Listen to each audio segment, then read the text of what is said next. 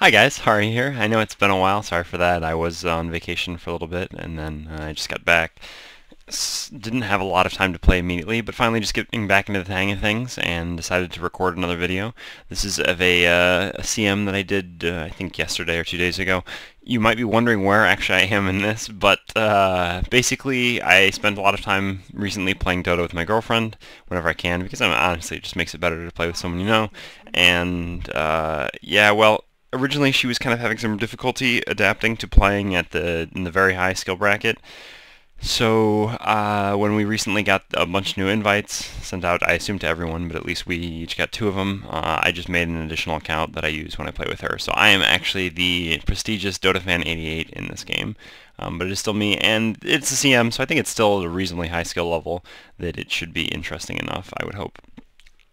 Anyway, last time some people did want to see the picks and bans, so I am going to go through here with the picking and banning. I might have to skip through because I feel like there's only so much I can say about the appropriate picks and bans. I am captaining though, although actually it's Chemicali Ali in the captain slot, but I am just telling him what to pick or ban because I love to captain. Anyway, ban Batrider because Batrider's pretty broken. This is, I guess I should mention, after the most recent patch. Well, depending on when you see this, 6 point, I don't even know the numbers anymore. Basically the patch that added Centaur, but before Centaur has been nerfed. So yeah, this is actually after the change to Templar Assassin, which nerfed her traps a little bit. And playing with her, it kind of put me in a slightly different mindset, which I'll get to talking about when it actually happens, but I don't think she's necessarily first pick material anymore, especially because, as you can see, it's very easy for people to pick counter picks. I mean, Jakiro kind of a counter pick, and Venomancer definitely a counter pick to TA. But I don't know, she's still so strong in mid that it's just very tempting. And in this case, I didn't want to pass it up. But anyway, Batrider's still quite broken, I would say. And Furion, not maybe so broken, but just a hero I really don't like to have to deal with. And they banned Darkseer for me with their first ban, so I didn't have to ban that. If they hadn't banned Darkseer, I would have... Well, actually, no, I wouldn't have banned Darkseer because I had first pick. And I would have tried to first pick Darkseer, but... worked out anyway. Got Templar Assassin immediately afterwards. They counterpicked with Venomancer, like I said, as well as Jakiro. Jakiro just an extremely strong pick. This is after the slight nerf to him, increasing the mana cost and Ice Path, as well as slight delay on creation time. But that Ice Path is just still so strong right now that, I mean, I would definitely consider him a very high pick. Generally speaking, if I can, I mean, if I don't get something like Templar Assassin, I really like my first two picks to be like Rubik, Jakiro, or something like that, which I consider to be two extremely flexible picks. Rubik is just one of my pet favorite picks in general because it's an extremely flexible choice. I mean, in theory, he can be a side lane solo, although you're really not going to do that very often, but basically as a support or a mid, I consider him to be maybe one of the top three supports right now, him, Jakiro, in the top two of the three range supports, that is, and just because of his flexibility and the range of scope of his abilities. Also, he really kind of shuts down the opposing team's capacity to go for AoE teamfight lineups, which is something I really hate to deal with. You know, picks like Tide or Enigma, Naga, etc. Rubik is really effective against those and discourages people from actually picking those. So, yeah, I'm not sure actually whose player's perspective I have here that's kind of moving this thing around. I will set it, I guess I can just change it back to not player perspective for now, and then just go back into this shortly once I actually get into the game. And then, yeah, with the third pick, I just take Tide. At this point, I mean, Tide is really nice when you have Templar Assassin because basically if Tide gets a blink, Tide and TA can both blink in, and it allows TA to put out a ton of damage very quickly, especially because you can kind of sight teams, like, you know, do spotting. I don't know how best to describe this. I mean, spotting is the word I would use. Hopefully people understand what I mean. Using the traps, and then if you see a nice clump, you pop the trap immediately, Tide jumps in, you jump in, you can output a ton of damage very quickly, which is pretty nice. And with Rubik, there's a decent chance I can go two range. I mean, since I took Rubik as a second pick here, I guess it's not as flexible as it might normally be, because obviously TA is going to 95% of the time be mid, which means Rubik is probably going to be a support. But with Rubik, with a really nice range and being a pretty solid support in tri-lane, I think it's very likely that I will send up an aggressive tri-lane, which is what I would like to do. Anyway, here, they haven't really picked a carry yet, so I ban out AM. Makes sense to me. I just don't like to deal with AM. It's kind of in the same vein as Furion. And then Leshrac, because I'm not really sure exactly what they're going for. And Leshrac, I guess, is a possibility. Not to mention, Leshrac is extremely strong against TA. Edict burning through TA's shell, or refraction, whatever TA's shell, let's call it. very quickly, although not that they're going to have too much of a problem with that with Jakiro, Venomancer, and, Queen of Fane's Sting not being terrible. And then I banned Void, just because they have a lot of AoE abilities, and it looks like that there's a slight possibility they might go for that after they ban Lich. Maybe thinking that if we had Lich, it would make a Void pick a lot less good for them, so taking out Void seems to make sense. Other than that, their bans are Undying. Undying a really reasonable ban, because if I want to set up an aggressive tri-lane with Rubik Undying plus one more range support is extremely strong. And therefore a pretty reasonable pick. The Undying ban could also signify the Void pick, obviously, because Undying, Tombstone pretty good against Void, or a Naga pick actually, because Undying is amazing against Naga, as long as you can get the Tombstone out before she drops down her ultimate. And then the Rasta pick, I guess, makes sense as well, since we really need one more range support. Although, I'm not a huge fan of Rasta in an aggressive tri-lane, so if I was still going for the aggressive tri-lane, it's unlikely that I would have taken Rasta in that situation. Rasta really needs to be on your side of the map, because Rasta needs experience, so stacking and pulling is pretty important, and that's not something you're going to be doing so much in an aggressive tri-lane, where instead your goal is basically just to get kills and shut the opposing team down, which Rasta's not really amazing at. Doesn't have the same capacity to get early kills like Jakiro or Rubik, in my personal opinion, in an aggressive setting. I mean, obviously, if you're in your own lane, he can just loop around and shackle someone if it's a solo and get a very easy kill. But 3 versus 3, it's much less likely because shackles just isn't going to do very much. So still have 2 more picks here. Basically want to decide how I'm going to set things up here. I would have liked to have Jakiro, like I said, but in this case I decided to grab Windrunner. Just going to run Windrunner as a support. I kind of just wanted another max range support for this aggressive tri-lane. Windrunner, again, not an amazing tri-lane support by any stretch of the imagination, but basically my goal at this point is to set up some sort of a range carry in the tri-lane and make it so that we're not necessarily trying to initiate on them, but we're going to prevent them from farming effectively and put the onus on them to initiate on us. In that circumstance, Shackle Shot is actually very effective. It's not so great at, I mean, well, it can be good at finding an opening as well. If you can latch a good Shackle Shot, it is a possibility to go on the opposing team. But as long as we're farming and they're not farming very effectively, Windrunner is going to be really good for us, because the second they go, it's very easy to land a Shackle Shot as they're approaching your team usually, and then we should be able to turn that around and hopefully get a kill, or if nothing else, just not die and then proceed to farm. And then the Brood pick for them doesn't work extremely. I mean, Brood is always strong. This is after Brood was nerfed a little bit with the increased gold given from the Spiderlings, which is basically going to be amazing for Tide. I mean, this completely sealed how I'm going to be setting up these lanes. Tide obviously is going to be sitting top in our safe lane, and then we're going to have the aggressive tri-lane bottom, because Tide is, I wouldn't say a counter to Brood, but matches up very well against Brood. I mean, you just get a Stout Shield, max Anchor Smash, and you should get a decent amount of experience and gold from killing those Spiderlings, and it should be very difficult for Brood to actually get past you. So that basically sets it up perfectly, and all I need now is to pick some sort of a carry. And because I want a range carry, I mean, there is Sniper. Unfortunately, Drow and Silencer are both still not in this version. So Sniper is a possibility, but Sniper doesn't really do much in the early phases. And Morphling was just nerfed so much that I don't really feel that he's that strong. So Luna actually seems like a really good choice here. I mean, Rubik and Windrunner both have amazing attack animations, and giving that bonus aura from Luna will just make it extremely easy to control the lane with right clicks, basically. I mean, if fighting goes down, it's not necessarily, well, it's still very nice because it's a lot of damage they can output, but I mean, it should make it very easy to deny the lane back, and it should make it very easy to get denies and just to control the creep wave, aside from the time they fight. And then they pick Spectre, which, I mean, yeah, I actually don't get that pick very much at all. I mean, first of all, we have a pretty obvious 3-range tri-lane, which they've got to expect is going to be an aggressive tri-lane, because why would you get 3-ranged heroes like this and then set them up on your own side of the map? It doesn't really make much sense, unless you're expecting to face the opposing tri-lane. Plus, these heroes wouldn't be able to kill Brood, so there would be just no reason to do that. So they've got to expect an aggressive tri-lane, and I mean, they have 2 good supports in Jakiro and Venomancer, and those can, I mean, really turn around a tri-lane versus tri-lane situation quite effectively. But Spectre should just basically get no farm. I mean, they're going to have to rely on getting kills, and Spectre's not so great at getting kills. Furthermore, we have Templar Assassin, who's actually pretty effective against Spectre, because negative armor is one way to get through Spectre pretty quickly. And TA certainly does that with Meld, and then with Desolator once you get it. Just 2 seconds, gotta blow my nose. Unfortunately, it has gotten a little bit cold here in Paris, and so, yeah, I've been suffering slightly, but 1 second.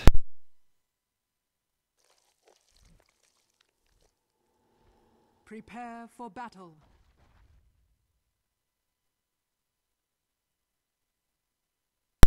Okay, I'm back. So I'm going to set this up on player perspective, and I'm going to set it as my perspective.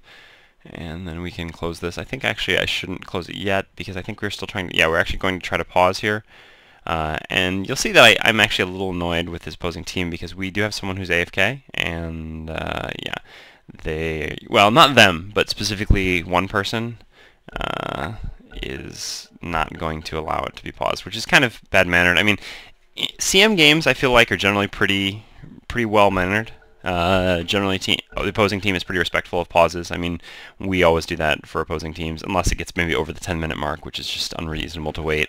But asking for 1 minute, yeah, and not getting it kind of aggravates me a little bit, which you can see from the chat. The other nice thing about playing under a name like DotaFan88 is that I get to live up to the reputation of being DotaFan88. But you can see that the other team is actually being nice about it and are kind enough to actually pause or repause the game for us, despite the fact that one of their teammates keeps on pausing. But anyway, Kamikali is back, so yeah, we should be okay. And once we go back to me, I think I'm just trying to explain to him what skill build he should go at this point. But anyway, as far as that is actually my girlfriend, living up to expectations. Anyway, skill build pretty obvious, going level 1 refraction. I mean, it's no other skill you would want instead of refraction. And then I just get 3 branches and 1 set of tangos just so that I have a little bit of regen and should be able to get to a really fast bottle. With the extra base damage I get from refraction, makes it really easy to get a few CS very quickly and get a really fast bottle, usually before 2 minutes, which will allow me to start controlling runes using Psyblades to kill creep waves quickly. And maybe gank with those, or more likely than not, because it's me and I love to farm, just farm a lot. Seems like the game sound might be a little low, or I guess maybe I just don't have music. We'll see once there's actually last hitting and stuff going on. But yeah, obviously don't go for runes. Just if you're solo mid, you should be blocking mid. It's much more important to keep mid on your side of the river and on your hill.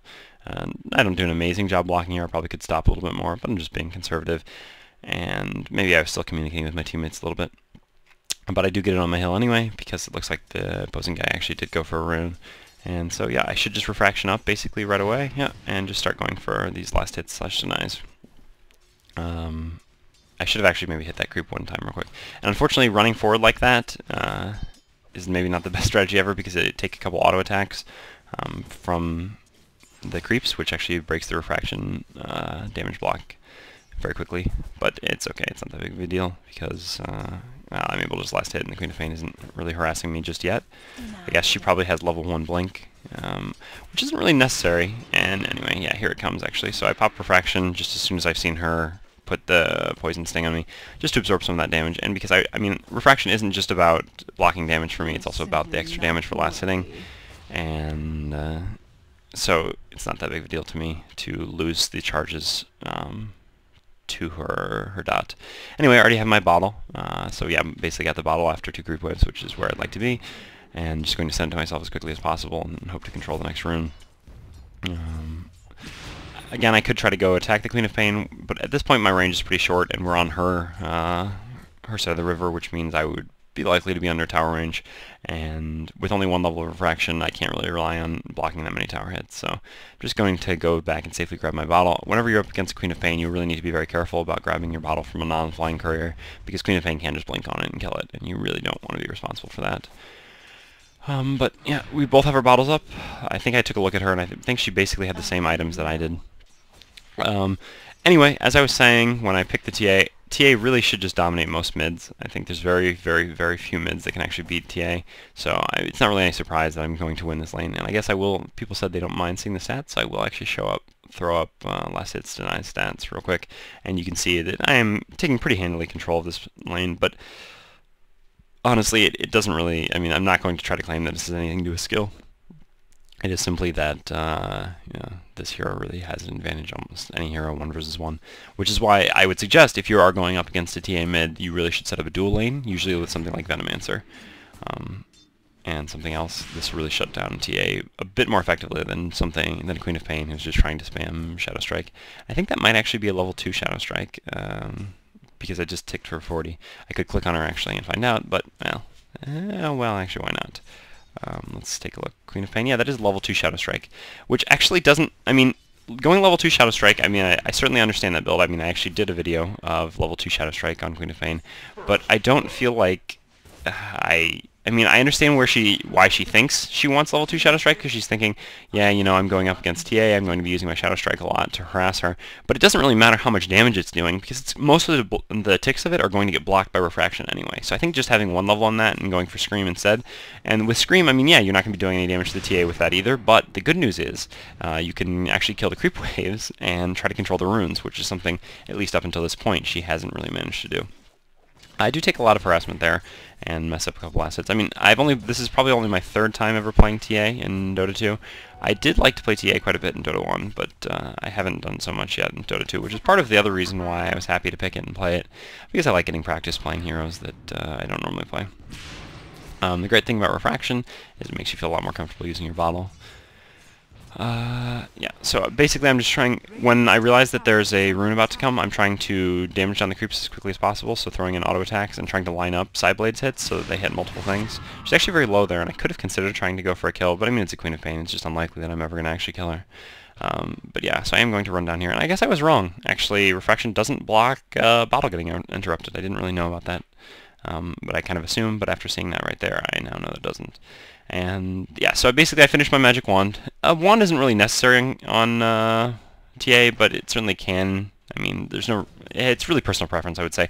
The problem is you're going to have a lot of items very quickly as you get, you know, Blink, Phase Boots, TP, Bottle, etc.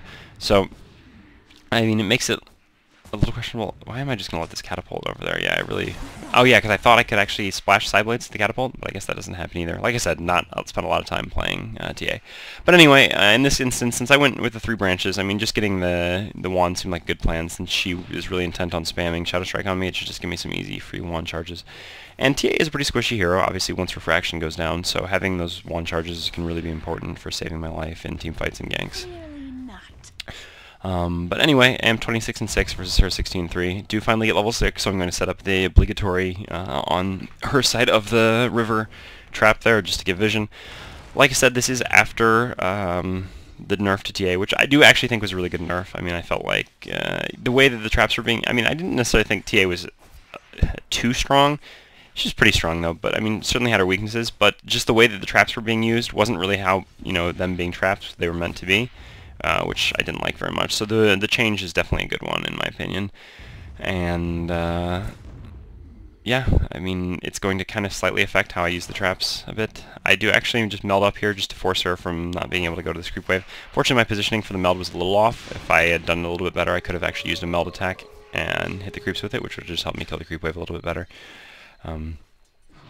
But yeah, I've got this regen rune anyway, so it doesn't really matter too much. I was able to kill the creeps fast enough using Refraction, and I am going to go place a trap up here. You should get traps obviously on both the rune spots. Even if your team has wards, just having these constantly up will just give you a little more security. I was going to come up and gank since I have this haste rune, but the Tide informed me that he does not have dust, which means that going and ganking wouldn't really accomplish much at all. Anyway, Queen of Fame is missing, so I am just going to tell my teammates that. It's possible the Queen of Fame will be looking to gank bottom, maybe something I should be doing. But I just like crushing mid. I really like to take the mid tower. I mean, it's kind of a personal strategy thing, just taking that mid tower as early as possible. I mean, it really opens the map up a lot for your team, the opposing team not being able to TP to their mid tower. Especially, I mean, it's actually more important for, I think, the Radiant to take the mid tower than the Dire, because obviously that tower protects Roche.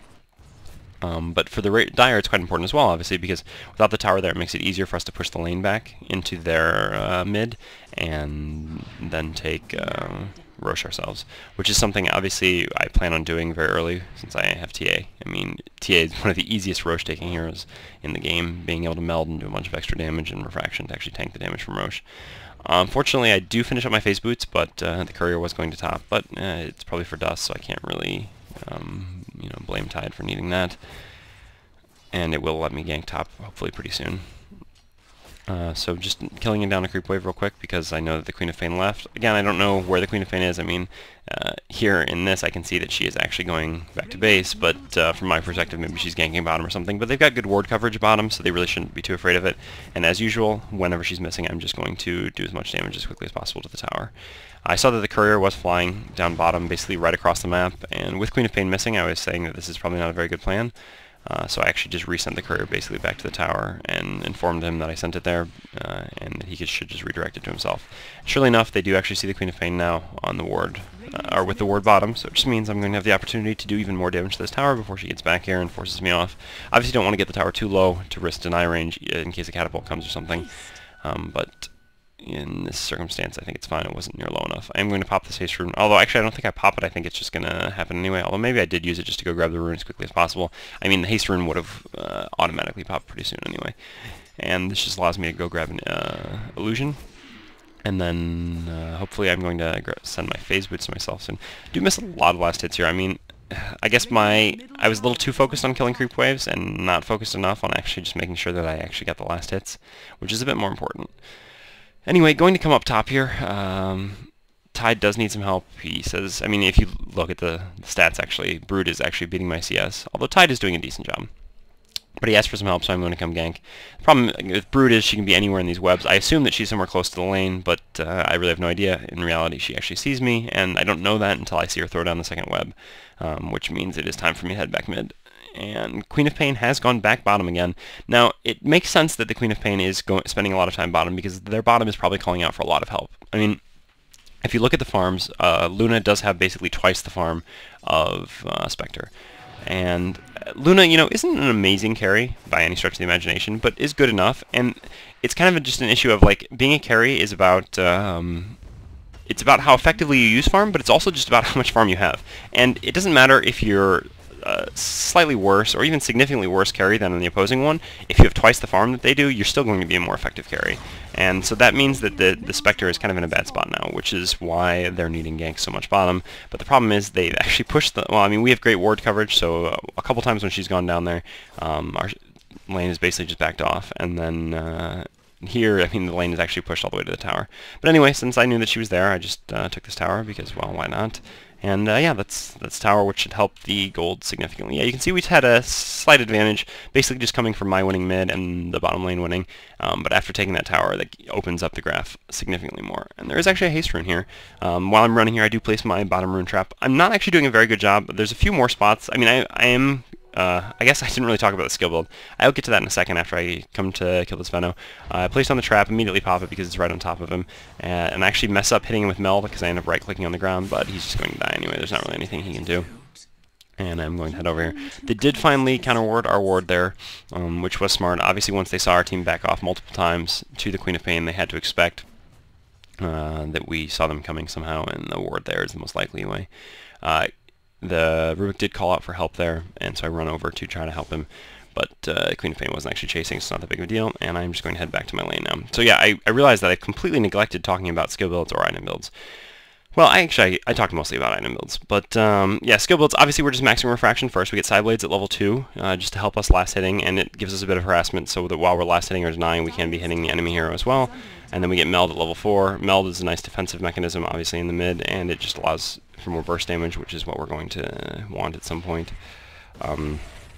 Then, yeah, we max refraction because, well, refraction is, first of all, a very large source of damage, get obviously the bonus damage to our attacks, and is what is going to make us harder to kill. Although in a game like this, where they have a ton of damage over time, maybe not as hard to kill. Anyway, there is action bottom, so I will get back to talking about item builds a little bit later. I see my team running, so I'm going to place down a trap. Because of the change, I don't want to detonate my traps right away if I don't have to, so this instance I am able to wait a couple seconds before using it, which allows me to get a little bit longer of a slow. Want to chase after the Queen of Pain, but obviously not going to chase down the Queen of Pain, so instead I'm just going to turn around and do as much damage as possible to the Spectre. I take a fair amount of damage, so I'm going to run off into the woods over here, eat up a tree, wait for refraction to be back on before I come back out, but we've actually already killed most of them. And so I'm just going to bottle up a little bit, maybe head back out. I am wondering if we can maybe get a stone on the Queen of Pain and kill her, although it probably still wouldn't be enough. Really difficult to kill the Queen of Pain. Yeah, so see her back off, and I am just going to run back up here. Unfortunately, I didn't get myself a glass of water before I started doing this recording, which is going to hurt me a little bit here, but hopefully I can struggle through. Anyway, as I was saying, I kind of do try to play a little bit differently. Nice shackle shot there. Hopefully that should be enough to save Rubik's life. Yeah. I do try to play a little bit differently, trying to wait a few seconds before detonating my traps, but it's actually not so smart. I mean, I was just thinking, well, if I just wait 1 second before detonating it, you know, it's going to be more of a slow, but 5% more slow, like the difference between a 35% and a 30% slow isn't that significant at all. So it really would have just made a lot more sense for me just to immediately be detonating them on opposing heroes, just like the way I would have before the change. Because otherwise, I don't know, I mean, it's just really the risk of not detonating the trap at all, not getting a 30% slow. I mean, basically, yeah, the difference between 0% and 30% is so much more than the difference between 30% and 35% that I should really just be dropping him, detonating him right away. Anyway, I have an invis rune, so I'm going to gank the brood top. I say that I'm coming to gank, but he just like immediately dusts and starts going, so I'm really not ready at all. My trap is in a terrible position because I wasn't prepared for that at all. I don't know why he didn't wait a couple seconds there and just let me set up. But as soon as he saw me, he kind of went, and there was really no need for that since I had an invis. It's not like I was not invis. And as we can see, they didn't actually even have a ward that saw me coming, so it would have been a really safe gank there. But yeah, that one was kind of blown, so I'm just going to head back mid. I do see another fight going on bottom, so I'm going to TP, carrying TPs as much as possible. Again, just going to place a trap that I see them chasing after my team. This one I detonate immediately, and my meld hit isn't able to actually hit directly on someone, but I do get a side blades hit through onto their team. Off of the creep. I am running after them with meld. I see the Queen of Pain over there, and I'd like to go after her, but again, chasing after Queen of Pain with a hero without stuns just really isn't a very good idea. So instead I just finish off the Jakiro, and then kill yeah, turn back around, kill the Queen of Pain, who actually is killing my team, and then manage to chase down this Venomancer. There's really no way Venomancer's going to get away, even with a 30% slow. It's going to be way too much, and yeah, he's going down. So yeah, hopefully now I can finish talking about, well, basically, so Refraction, we're just maxing that first because that's what's going to keep us alive, and it's going to give us a very significant amount of damage. Max Meld second because that gives us just a lot more burst damage, obviously the bonus damage plus the negative armor.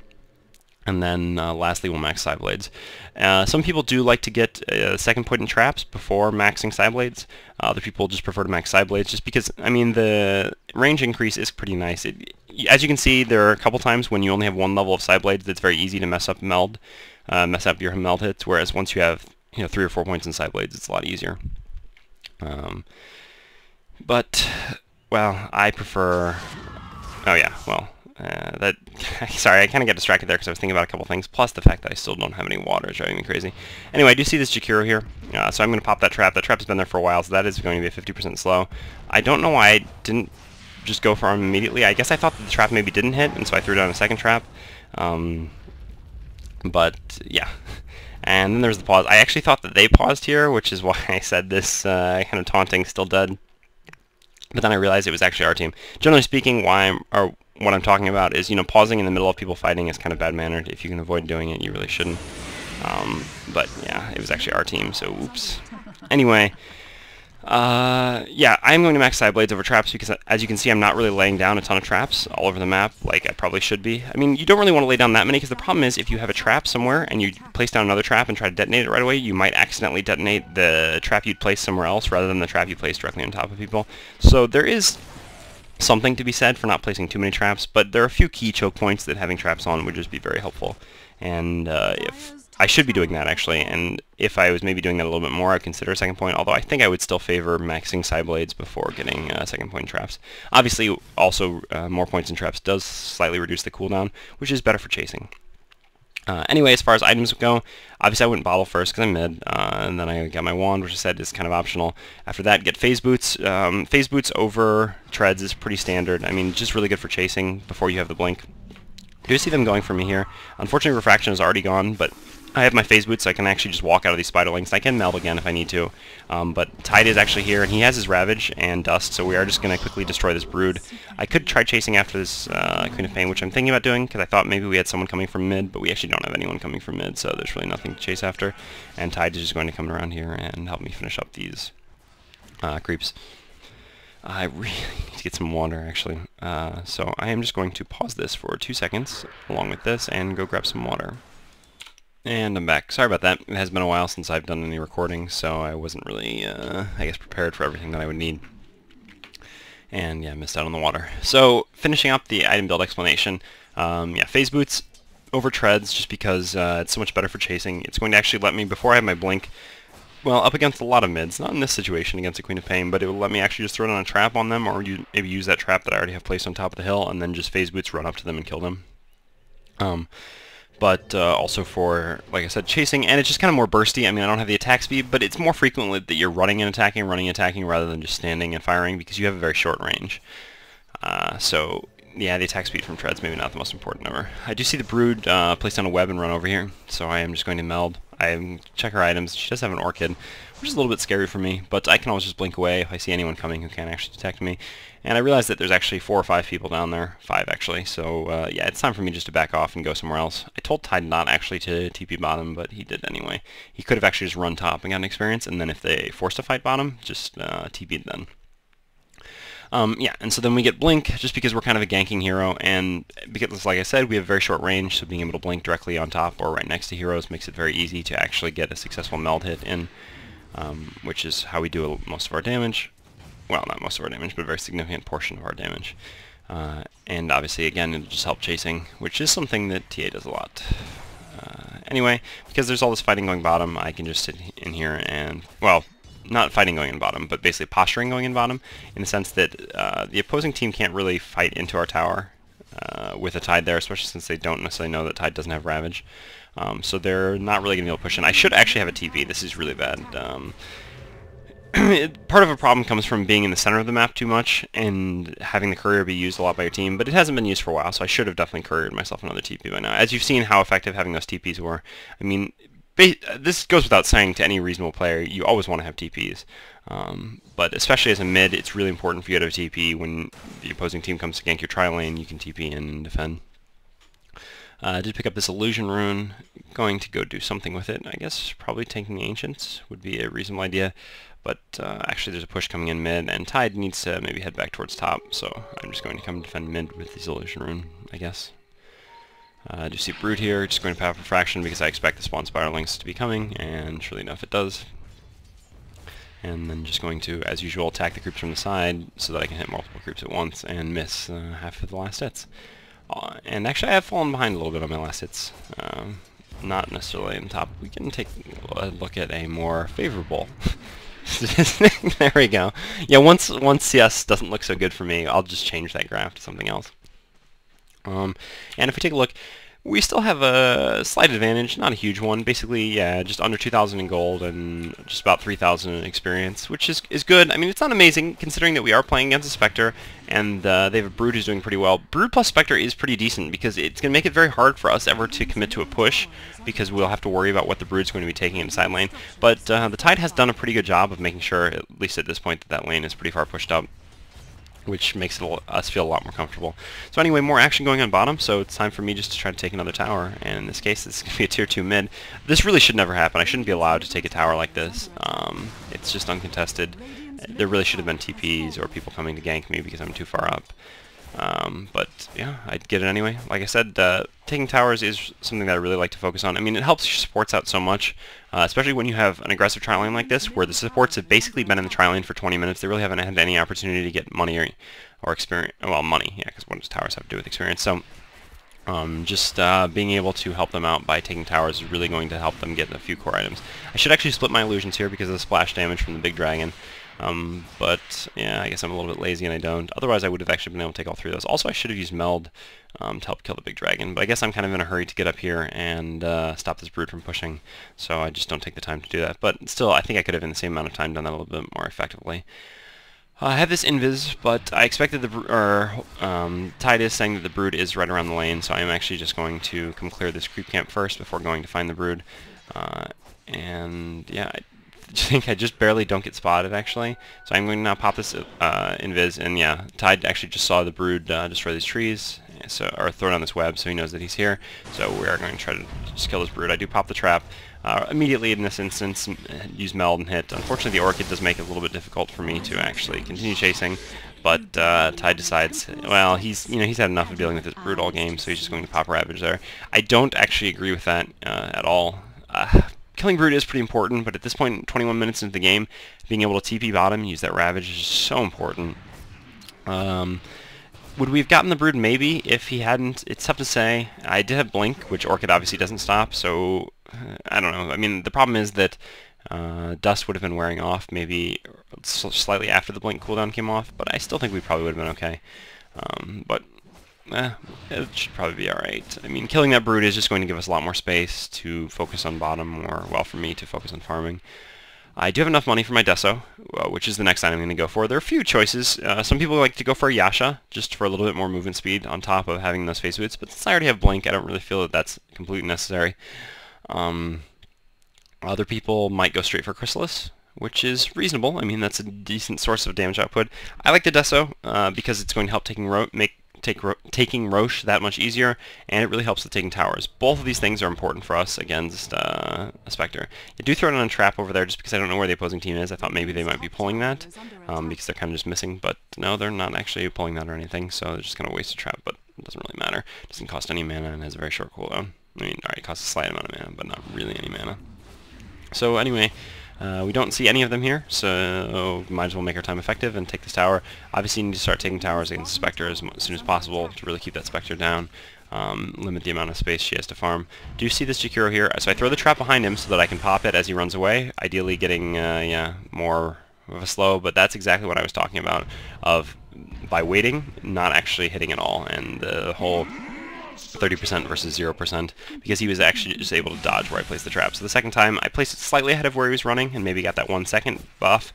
In this instance, he really didn't have much of a choice, so I guess it was safe to place it behind him rather than directly on top of him. But still kind of shows why it's important to just place on top rather than planning ahead, so to speak.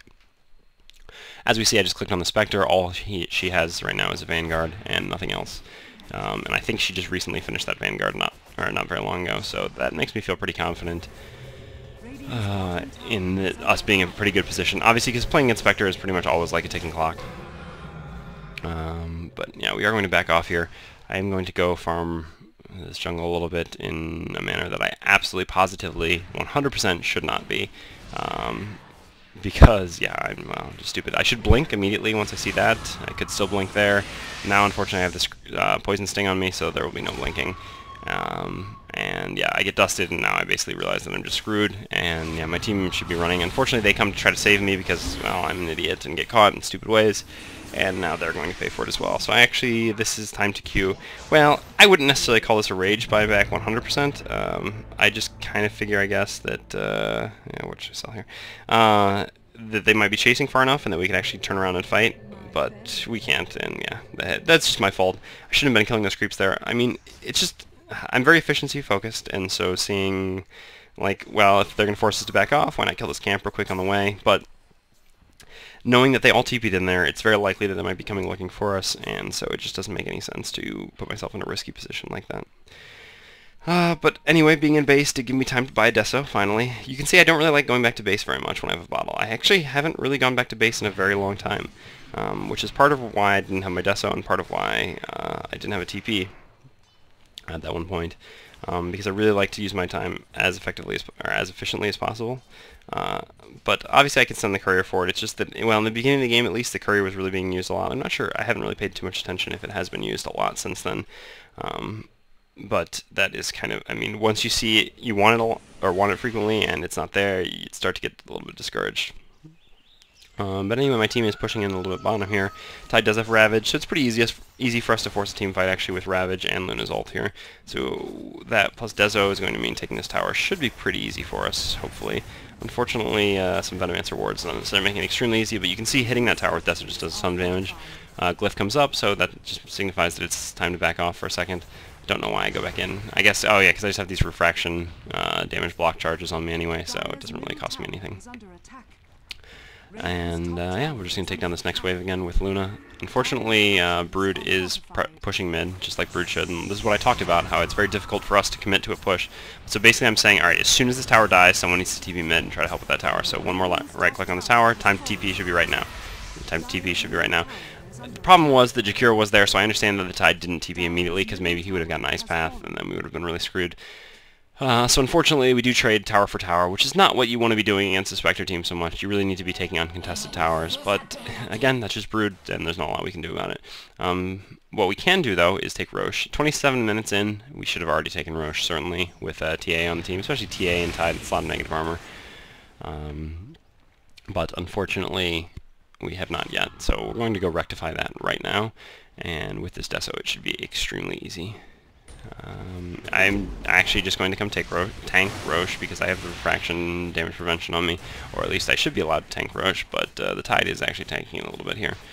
And we're just going to pick up an easy Aegis. I will take that Aegis because I am a bit of a glass cannon, especially with this build of going for Deso before BKB. Some people do go for BKB first. I guess that's the other thing I should have mentioned.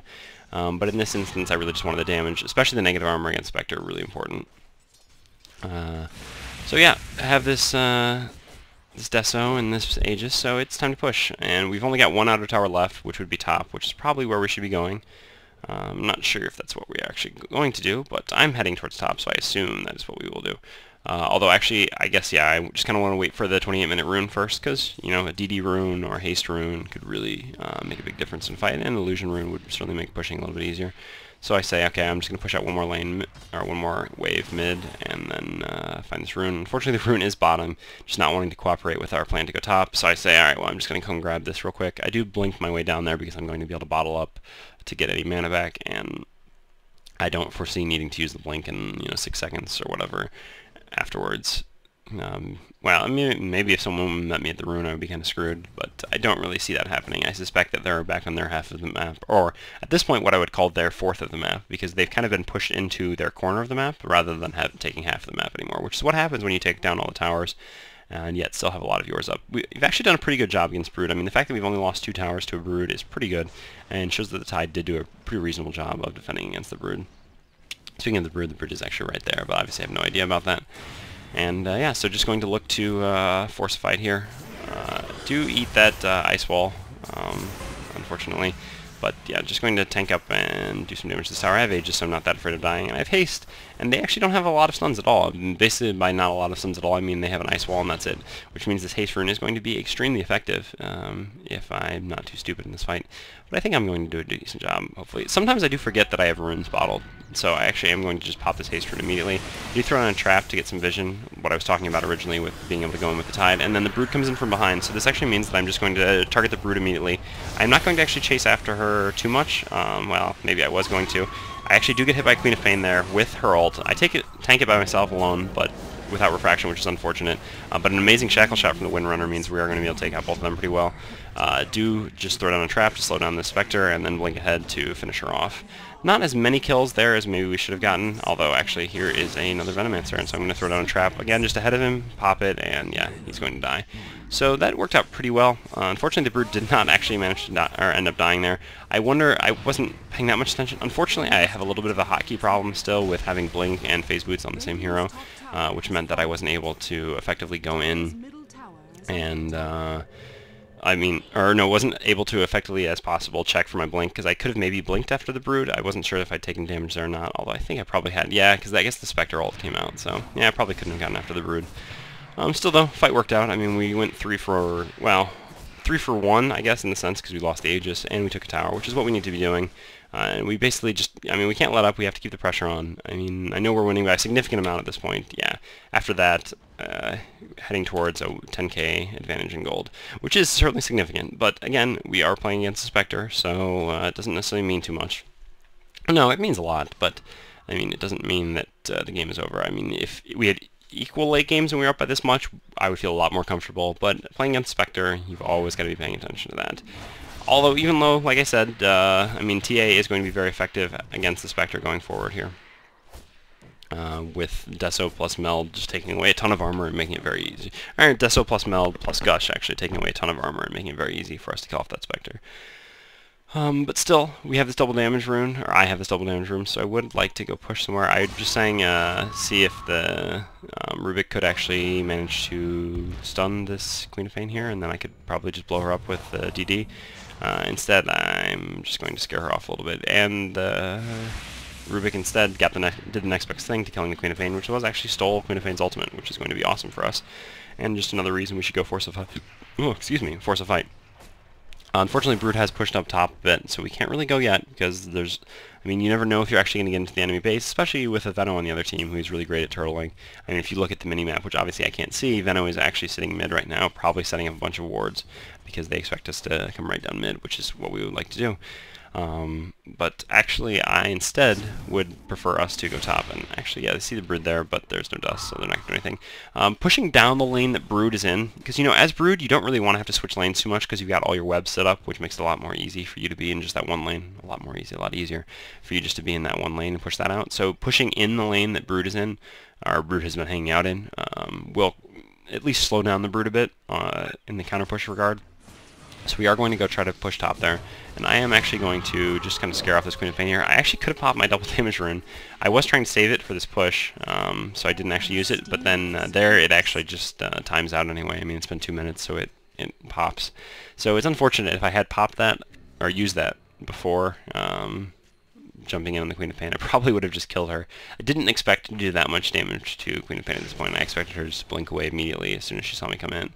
But her reaction was a little slow, and I did a little bit more damage than I expected. So, yeah, could have been used a little bit more effectively. But I will have at least a little double damage left here. Queen of Pain actually immediately just ulting down the creep wave. I guess maybe she has an Aghanims. But anyway, I just jump in right after them, placing the trap, and then Tide jumps in immediately afterwards. And I'm just sitting here basically right-clicking anyone I can.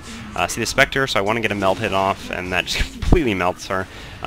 This Brood is going to turn around on me, but I have Refraction up again, and yeah. Fortunately, DD rune plus a lot of damage items means people really just die, and that's basically what I was talking about there. I didn't really see it coming, so I wasn't able to describe it adequately enough, but basically I just threw down, or well, I saw the Queen of Pain do her ult, so I just threw down a trap in their base, popped in immediately, saw that they were kind of clumped up, which meant that I had a good opportunity to jump in, and then just jumped, told the Tide to come with me, and it worked perfectly, which is basically what I was talking about in the picking phase, about why Tide works effectively with a TA. So that is top tower and Rax, and we are going to rotate mid here. I would just like to take this tower. I mean, Queen of Pain and Spectre will both be back up again, and I'm pretty low health here. Don't have an Aegis or anything like that, so I don't really want to risk it, although we do actually get mech'd, so really maybe we could hang around, but it's better safe than sorry, and even though we are playing against Spectre, I mean, there's no reason to really push it too much. Plus, I think we have a pretty significant advantage at this point. I mean, yeah, as you can see, the graphs are going really in our favor now. So I feel a little bit more confident as the game progresses into the late game, even against the Spectre team, because of kind of the few crushing team fights we won, which is the risk of a Spectre, basically, that, I mean, you just might not be able to withstand the opposing team's pressure long enough for Spectre to come online, which is kind of what happened here. Mainly, I mean, just the fact that she got so shut down in the lane really halted her farm. I mean, I'll go take a look at her now. Yeah, she's working on a, what would be maybe like a 38 minute relic, which is idealistically maybe a 40-minute radiance, which, yeah, is not good at all. I mean, at this point, she shouldn't even be making radiance anymore. Although, Radiance is pretty effective. I'll get back to that in a second. You see I threw down a trap there. I mean, typically that's something you do if you're Radiant, putting traps down in Rosh, but basically as either team, you really should have a trap in Rosh. And this way I can just see when Rosh comes back up, even though we're the Dire, and we get the unfair advantage of being able to take Rosh whenever we want. But yeah, so at this point, she shouldn't really be making Radiance anymore, because the idea is, you know, the sooner you get Radiance, the more effective it is, because it does a static number of damage on each tick. So earlier in the game, people have less HP, and that's a greater percentage of their health that they lose every second. Whereas later in the game, obviously people have more health, and the Radiance burn just doesn't do as much. However, Radiance is still quite effective against TA, so I guess I can kind of understand where it's coming from, but I wouldn't be doing that at this point. I guess I would just probably be going for a Diffusal, which is not a terrible choice. Anyway, speaking of item choices, picked up my BKB as well as a Chrysalis now. It's still saving, I think, enough for buyback. Although, with this many outer towers still left, I think I would feel confident spending my buyback money to finish up a Daedalus. But yeah, I sold my bottle. I could have used the Invis first, but I figured, well, it's not very likely that I would get anywhere in Viz before it wore out, so I just got rid of it anyway, and kind of had to switch around my buttons a little bit. I should actually have one thing a little bit different here. There's actually a Queen of Pain, just get one hit on her, but do see the Spectre, want to go after her, although she runs up the high ground. I am just going to chase after her anyway. Should use a Meld hit, but yeah, just going to run back out. Once she pops the ultimate, I mean, there's just really no reason for me to commit too much. I mean, she's used her ultimate here. I have a haste rune, so I can just run away. I haven't really lost anything. Yeah, I've used the haste rune, but that's not the biggest deal ever. And I'd really like us to take Roche, actually, before we go for this push. But with the Spectre ult burned, and us having all our ultimates up, including Tide's Ravage, obviously, it seems like it's a good opportunity for us to go. And they actually, I think someone has a gem, I would say. I think Tide picked one up. I guess I'll click and find out. Maybe? Yeah, Tide does have a gem. So that actually makes it very easy for him to detect the Brood, and we can go. I didn't actually pop my BKB there, which I could have done, but I had already put Refraction up, so I wasn't really super worried about it. My team is actually going in here and jumping after them, which I guess I can do as well, but generally speaking, I just like to take racks and focus on actually what wins the game. But once I realized, yeah, we basically won this, I guess I was considering jumping anyway. Didn't really do anything too effective in that fight there, though. But yeah, that's pretty much it. I mean, we're going to come bottom here and take this tower, and then they'll last set of racks and have mega creeps, and that's pretty much going to be the game. I guess in the end it didn't end up being extremely close, but for the first half of the game it was pretty even, and we were playing against Spectre, like I said. I do a little trash talk to the Queen of Pain. It really does bother me that, I mean, you know, like I said, I'm always willing to wait for at least a respectable amount of time for, boom, why not go take that kill? A respectable amount of time, like, you know, less than 10 minutes for people who need a pause, and the fact that she unpaused immediately every time when we had one person AFK really just bothers me. And it's one thing to be a douche and win, because then there's not really anything the opposing team can say about it, but when you be a douche and then lose, wow, that's just embarrassing. Not really going to be able to go into their fountain here. Oh, so close, but not quite enough. Queen of Pain, I'm not going to get it. Just going to kill the Spectre illusion that's chasing down my poor injured teammate. Yeah, Brood is out here. Maybe I'll be able to go jump in and steal that kill too. At least that's the plan. Pop the trap. Where's the blink meld shot? There it is. One more. Yeah, she's dead. You just gotta pad the stats, you know? But anyway, yeah. So that did bother me a little bit. And that was why I talked a little bit of trash to her this game. And yeah, I mean, obviously worked out for us anyway, so it wasn't that big of a deal. Fortunately, our player was able to come back quickly enough that it didn't completely affect the lanes, and just throw out a good game anyway, in response to Orange having said it. It was actually polite enough. And obviously I have nothing against the rest of their team, some of which actually helped pause for us. But anyway, that's my first VOD after coming back for a while. I know I'm a little bit rusty, so maybe the commentary wasn't that great, and also obviously the water problem, but I will hope to get a few more up here. I mean, I know it's probably the umpteenth time you guys have heard that from me, but I have been playing a lot more, which hopefully gives me more games that are worthy of recording and commentating, and therefore I should be able to just get some more content up. So hopefully you guys will see me again soon. Thanks for watching.